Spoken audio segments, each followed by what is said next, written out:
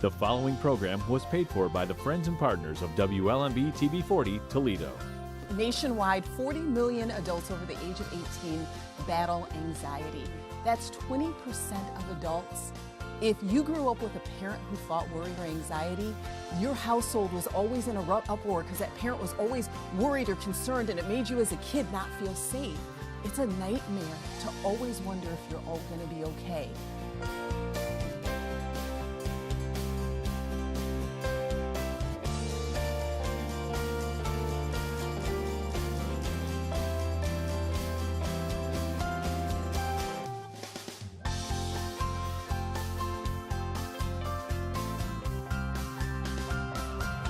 I want to welcome you to another episode of Main Street. I'm Jamie Schmitz. Of course, I'm joined by my co-host for the past 18 years, Virginia Bosse.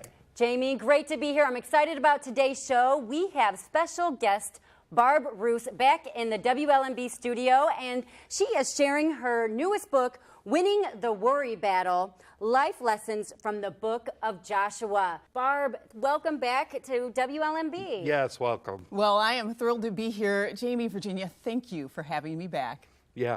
Barb, since you've been with us, it's been a couple of years, but tell us about, give us a ministry update. What have you been up to? What I love is that God is always doing new things in all of our lives, and so for the past several years, I've had a chance to partner with local churches, both locally as well as around the country and abroad. So whether it is speaking, doing a workshop, writing, the chance to always proclaim God's promises. So most of days, I'm hanging out at the house in my pajamas, writing blogs and podcasting, but then a few days a week, I get a chance to go out and speak and write and connect with others. That's wonderful. Tell us, why did you decide to write a book about the subject of worrying? I don't know about you, but for me, I would love to think that as a Christian woman, I could 100% always trust God's promises. But that has not always been the case for me. I have fought a worry battle, and it started when I was a teenager and I was freaked out about the future. It kept going when I became a parent and I had kids and I was worried about all the ways they could kill themselves. And so the worry battle has been a real thing for me where God has had to do some major work in my life. Well, how common do you believe that the struggle with worry is? How much time does the average person spend worrying?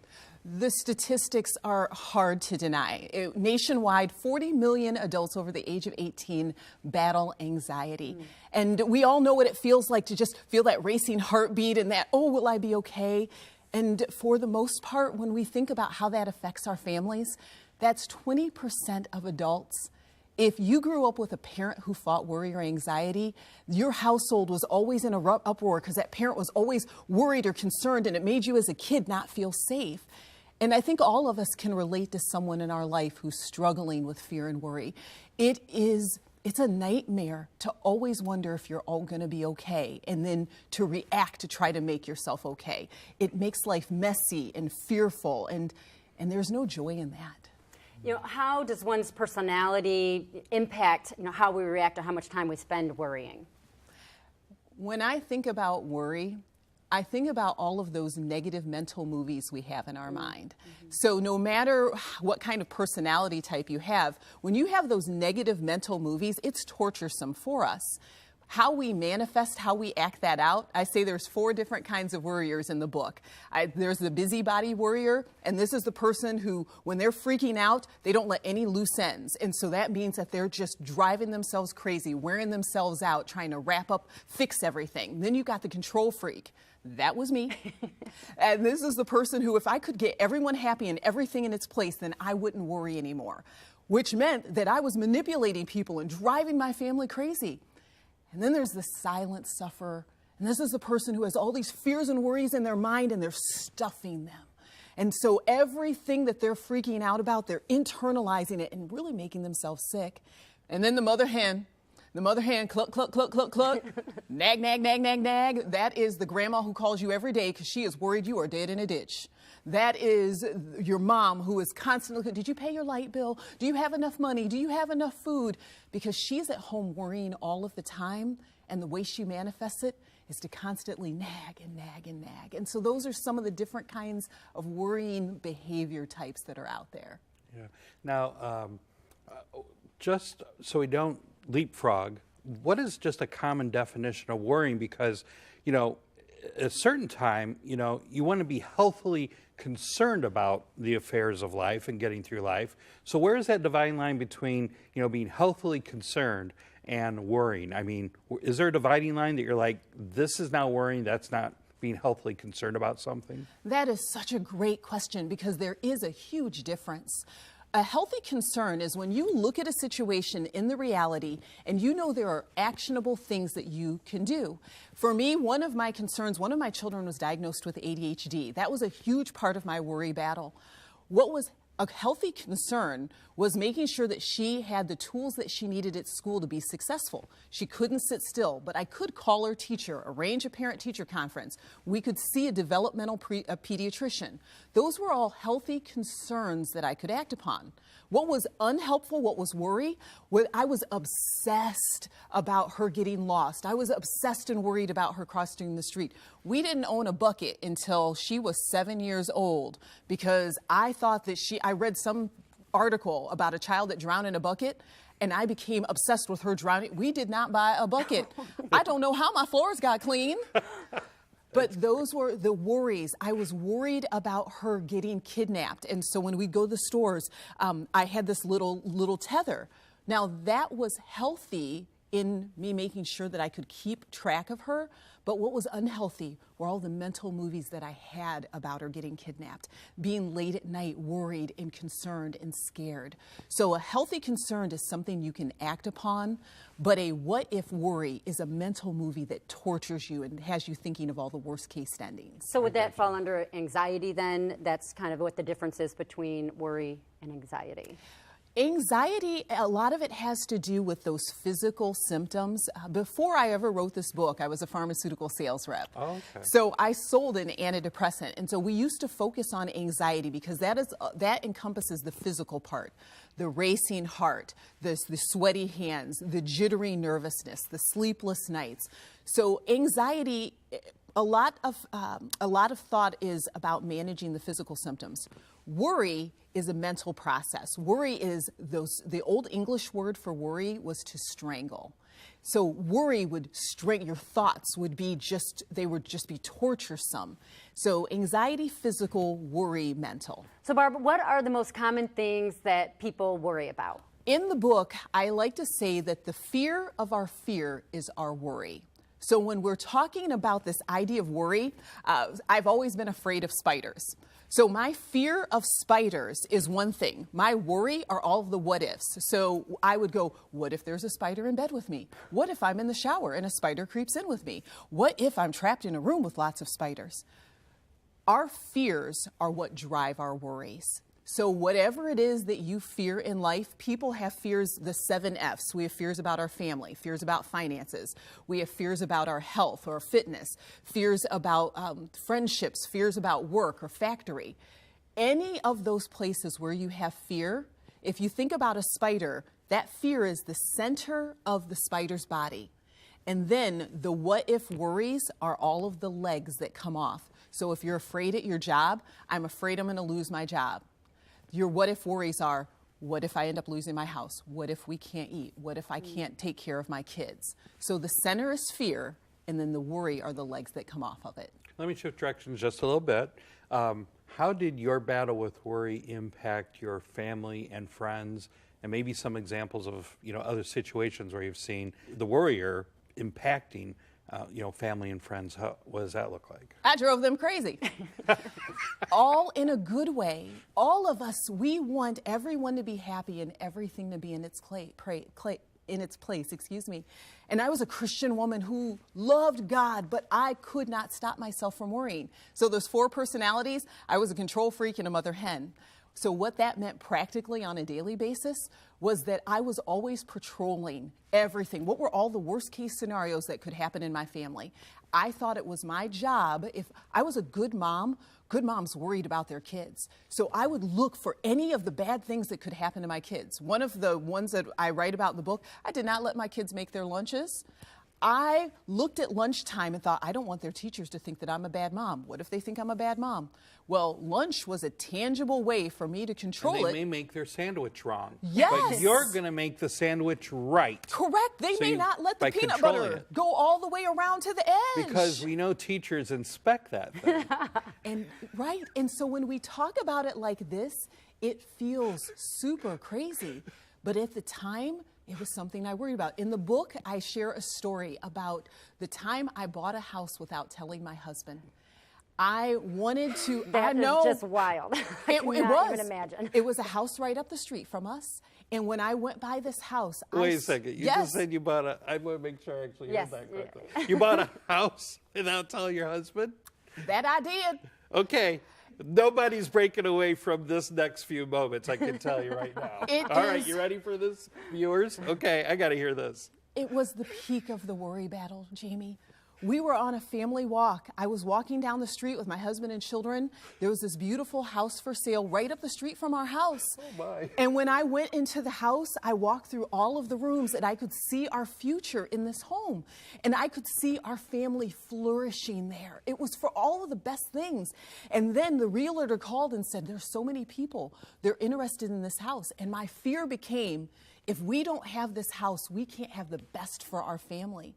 And I worked for an industry at the time where I made a really great living. And my husband, he was open to the idea of buying the house, but I was afraid he would not act fast enough. And so I met with that realtor. I signed that contract. But as I write about in the book, God takes care of babies and fools. And so we had a caveat that if our home didn't sell, that we could be out of the contract. And so God protected me from that fear and that anxiety.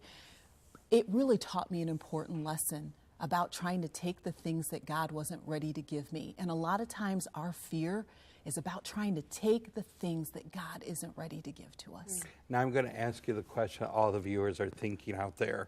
What did that conversation sound like when you said, by the way, I'm trying to buy a house, I put an offer in on a house? How'd that go over? Shenanigans, shenanigans, shenanigans.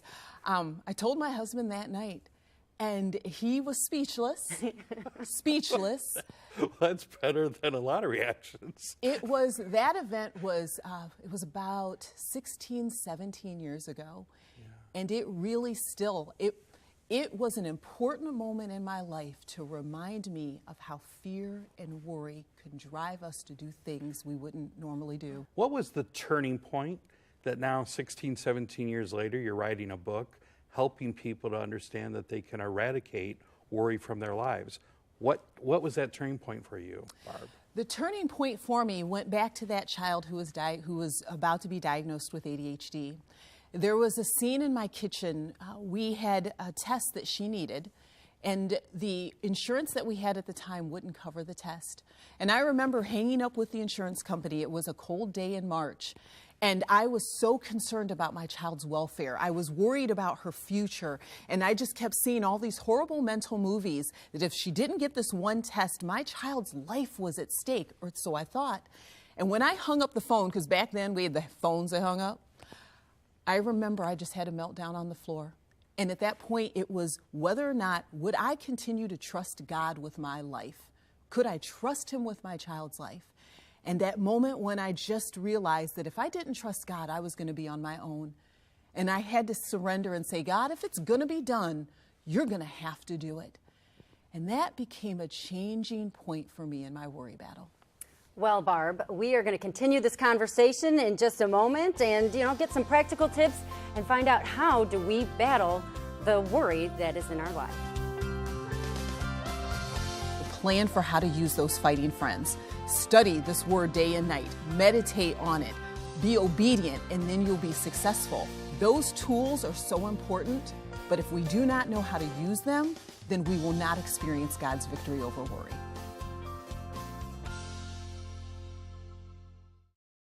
WLMB's free monthly program guide keeps you informed about your favorite Christ-centered and family-friendly programming found on WLMB. There's something for the whole family to enjoy, from great Bible teachers to classic family favorites. Plus, you'll find family movies, news from a Christian perspective, local shows Main Street and Pastor's Point, excellent don't miss documentaries, and much more.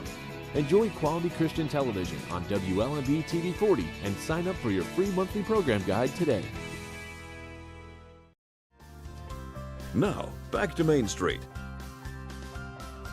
We're here with Barb Roose today, and we're talking about her new book, Winning the Worry Battle, Life Lessons from the Book of Joshua. Now, Barb, we've been talking about some struggles that you've had in the past with worrying, and, how common of a struggle is it for people? And, how often do the things we worry about actually happen? The studies tell us that 85% of what we worry about never happens.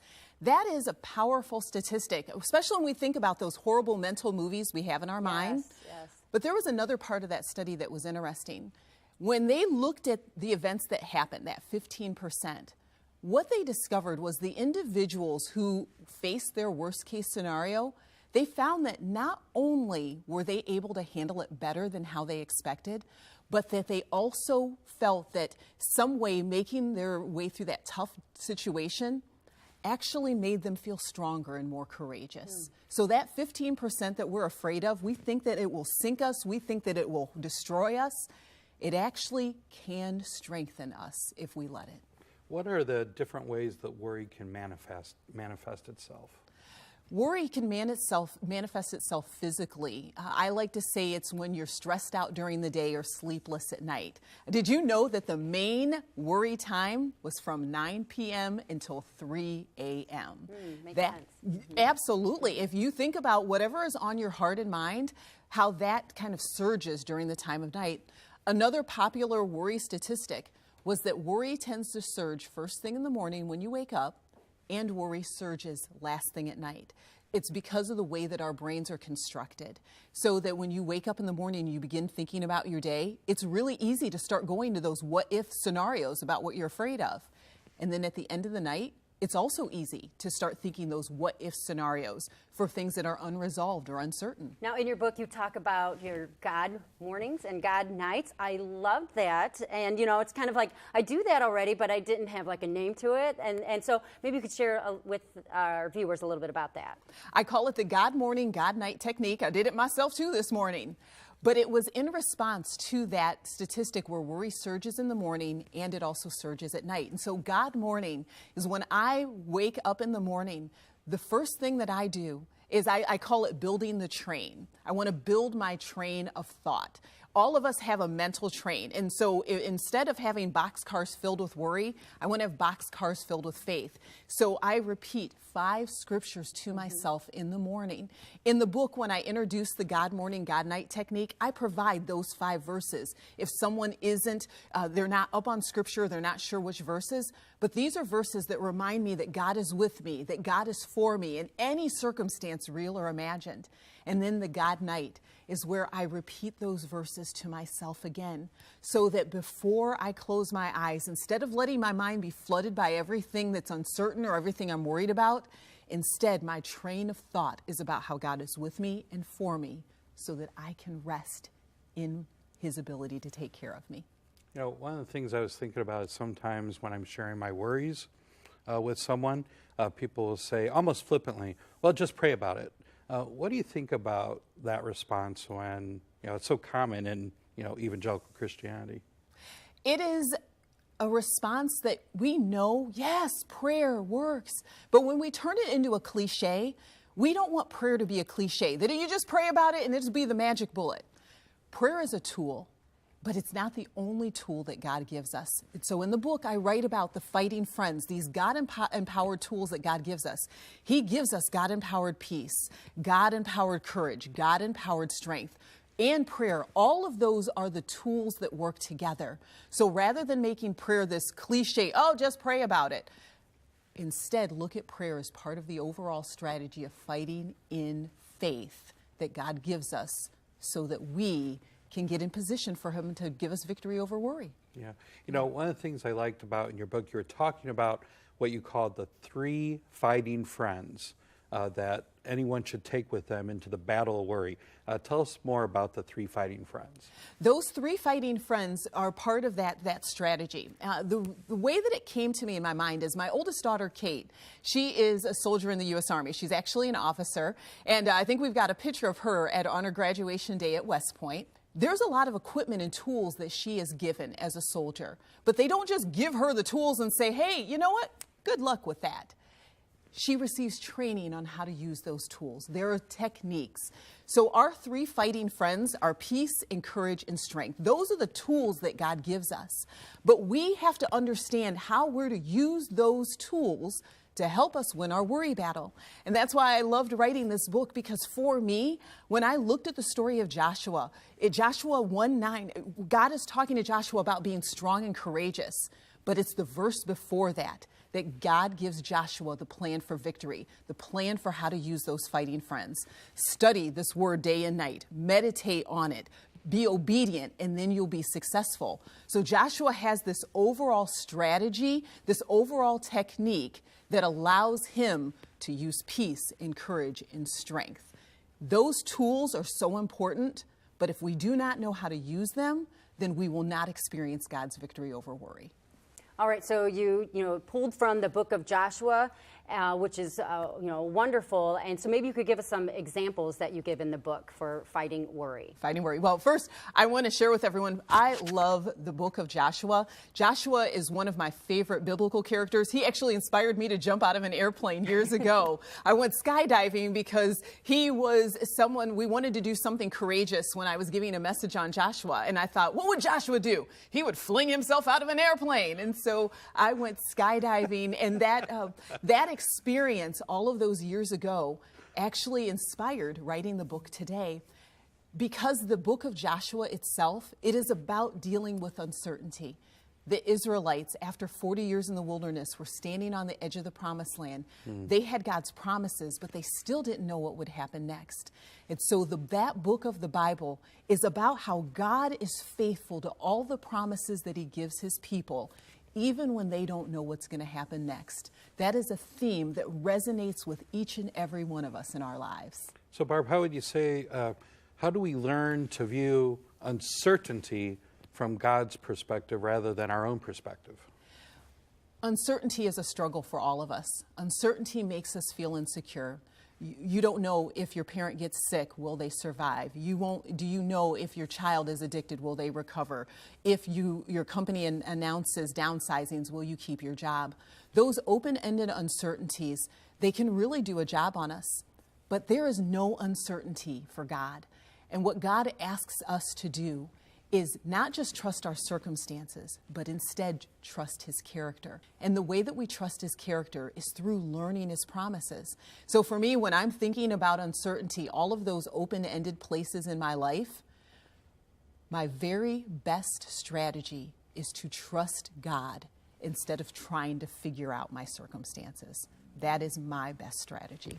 Yeah. So how do we move forward when our worries and fears become reality? When they become reality, the last chapter of the book, it's titled Even If. What if is when we're thinking about all those fears and worries in our mind and those turn into those horrible mental movies. That's what if. There's a chapter where I talk about God if. That is a practical way. When you are worrying, I like to just say, instead of what if, God if. But even if is when the worst happens. That chapter was written the week that my dad was diagnosed with cancer. While I was writing the book, my healthy dad, who just turned 67 years old, went to the gym 5 days a week. He suddenly came down with cancer, and I started that chapter while we were waiting to meet with the oncologist. And my dad passed away 8 days after he was diagnosed with cancer. The even if is going to happen for all of us. We are all going to face, or we've faced, the worst case scenario. And God's promises are still true. That's right. And our ability to focus on God's promises, that is going to be what gives us the resiliency that we need to keep moving forward in life. We're all concerned about what if, the worst case scenario, and God is saying, it doesn't matter what you face. I am still here. I am still for you. I will get you through this. And even if the worst happens, you are going to be okay. That's a good word.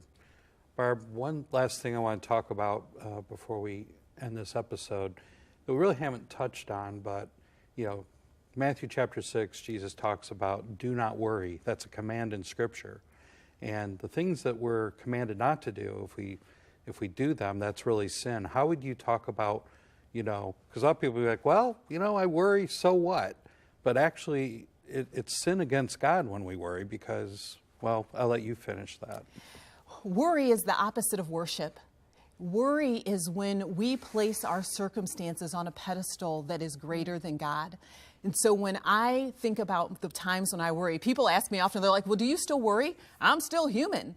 But what I have been equipped to do is understand how to stop that worry and replace it with worship. Because when you look at the trajectory of the two, worry will always lead us away from God. Worship always draws us to God. And so when we look at the Bible, anything that draws us away from God, that is sin. This is a spiritual matter that for all of us, we're always going to battle.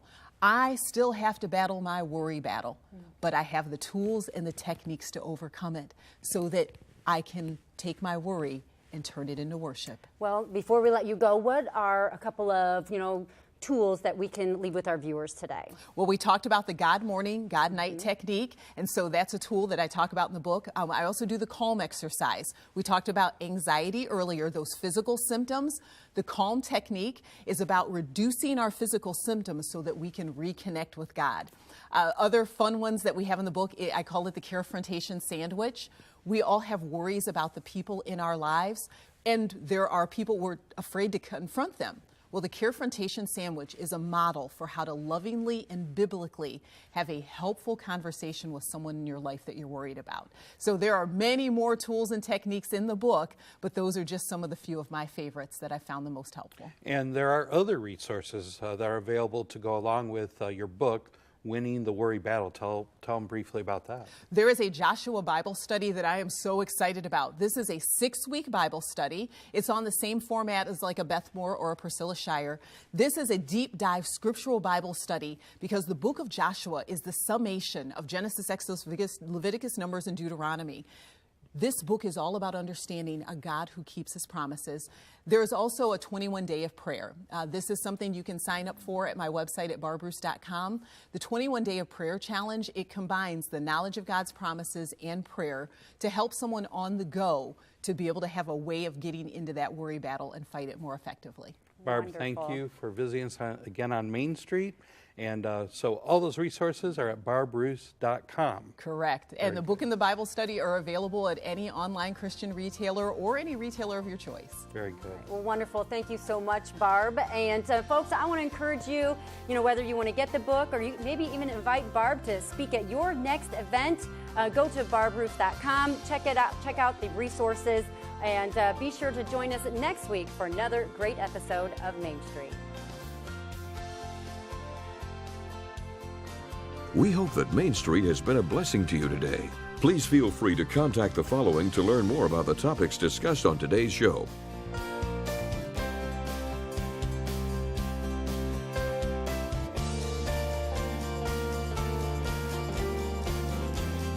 WLMB would like to thank all the faithful supporters of WLMB that make this program possible. Main Street is a production of WLMB-TV 40 in Toledo. All rights reserved.